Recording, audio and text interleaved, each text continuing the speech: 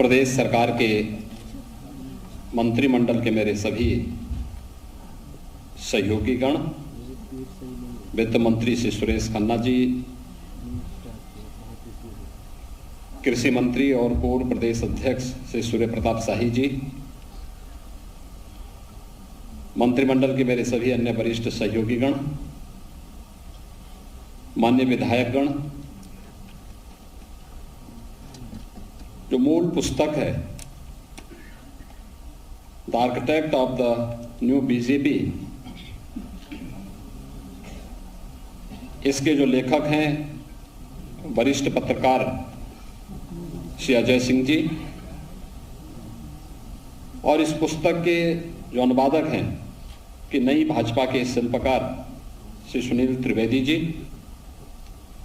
प्रकाशक हैं प्रभात प्रकाशन के श्री प्रभात कुमार जी, आज के इस कार्यक्रम में उपस्थित लखनऊ के विभिन्न क्षेत्रों में कार्य करने वाले सभी सुधीजन, उपस्थित महानुभाव, इस नई कृति के लिए मैं सबसे पहले श्री अजय सिंह जी को और उनकी पूरी टीम को हृदय से बधाई देते हुए विमोचन के अवसर पर उनका और उनकी पूरी टीम का मैं हृदय से अभिनंदन करता हूं।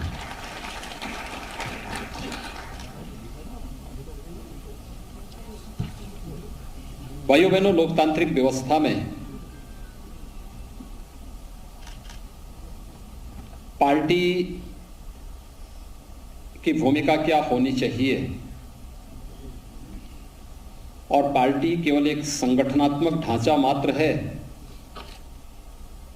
या इससे इतर भी कुछ और, अगर ये सब देखना है तो भारतीय जनता पार्टी के संगठनात्मक कौशल को, जो पिछले 9-10 वर्षों के अंदर दुनिया की सबसे बड़ी राजनीतिक पार्टी के रूप में आज हम सब के सामने है, इसे आप देख सकते हैं। पार्टी सबसे बड़ी राजनीतिक दल दुनिया के अंदर तो है ही, लेकिन अपने संस्थापकों के द्वारा जिन मूल्यों और आदर्शों को ध्यान में रखकर के स्थापित की गई थी, उन सब के संरक्षण के साथ साथ, उन सब को अंगीकार करने के साथ साथ, जो भी पार्टी के संस्थापकों ने जिन बातों का उल्लेख स्थापना कालखंड में की थी, सरकार बनने के बाद उनका प्रभावी क्रियान्वयन, यह दूसरा पक्ष भी। अक्सर क्या होता है राजनीतिज्ञों के बारे में, अविश्वास का एक नया दौर शुरू होता है, और ये तब शुरू होता है जब कथनी और करनी में कोई समन्वय नहीं होता, आचार और विचार में समन्वय नहीं होता, जब व्यक्ति बोलता कुछ और है और करता कुछ और है। सरकार बनने के पहले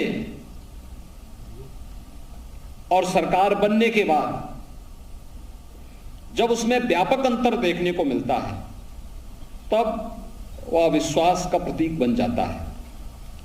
लेकिन भारतीय जनता पार्टी आज जिस दौर में है, जो कहा वही किया और जो किया उतना ही बोला। यह भारतीय जनता पार्टी ने प्रधानमंत्री मोदी जी के नेतृत्व में आज की भारतीय जनता पार्टी वही कहती है जो कर रही है, वही कर रही है जो बोलती है। कथनी और करनी में कोई भेद नहीं, आचार और विचार में कोई भेद नहीं। दूसरा, हम लोकतांत्रिक व्यवस्था में जी रहे हैं,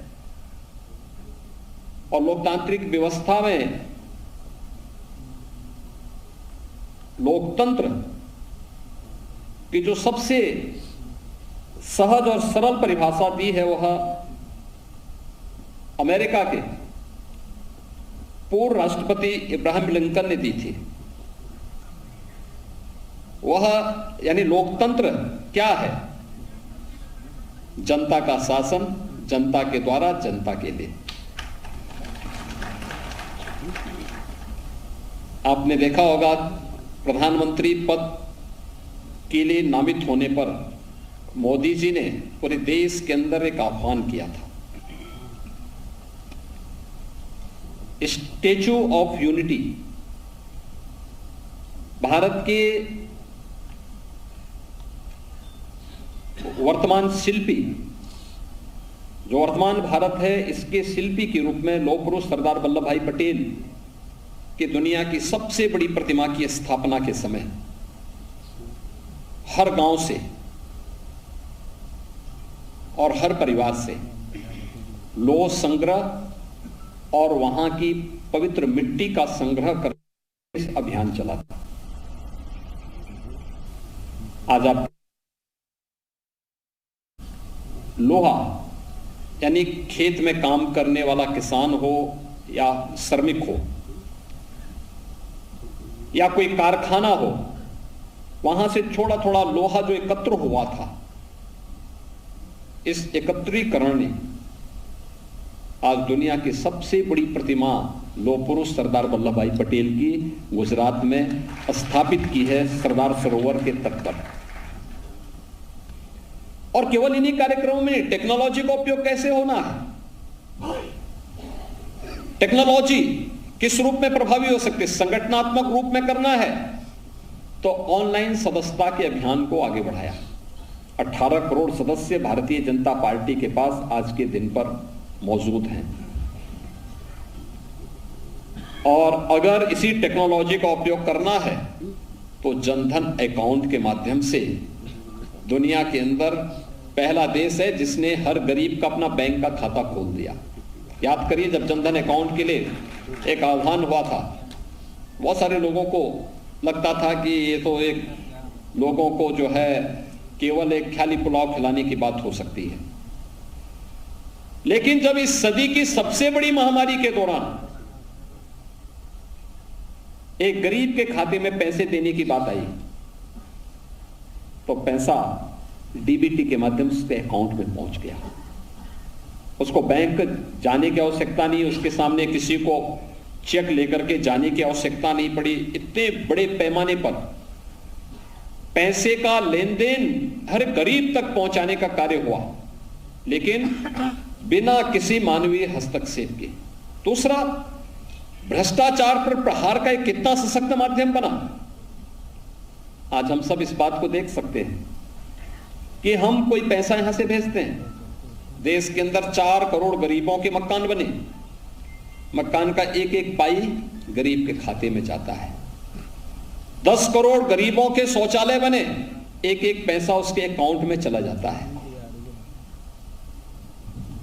विकास की बड़ी से बड़ी परियोजना का लाभ किसी गरीब को देना है, पैसा सीधे उसके अकाउंट में पहुंचता है।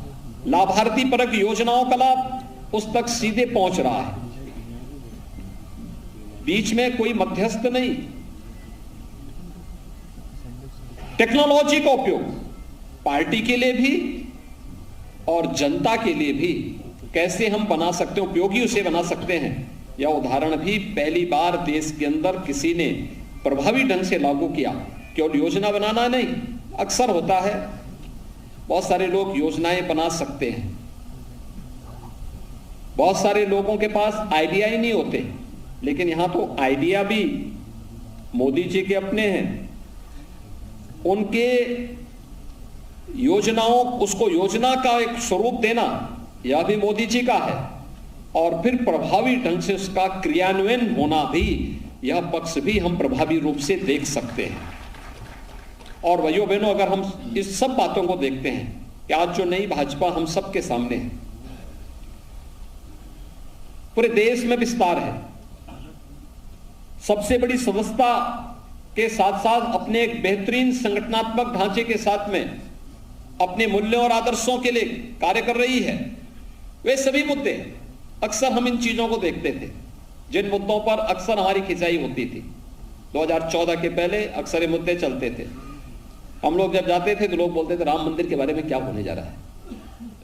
एक बात अक्सर पूछा जाता था, हम बोलते थे भाई आने दीजिए, कोर्ट में मामला है, समाधान होगा।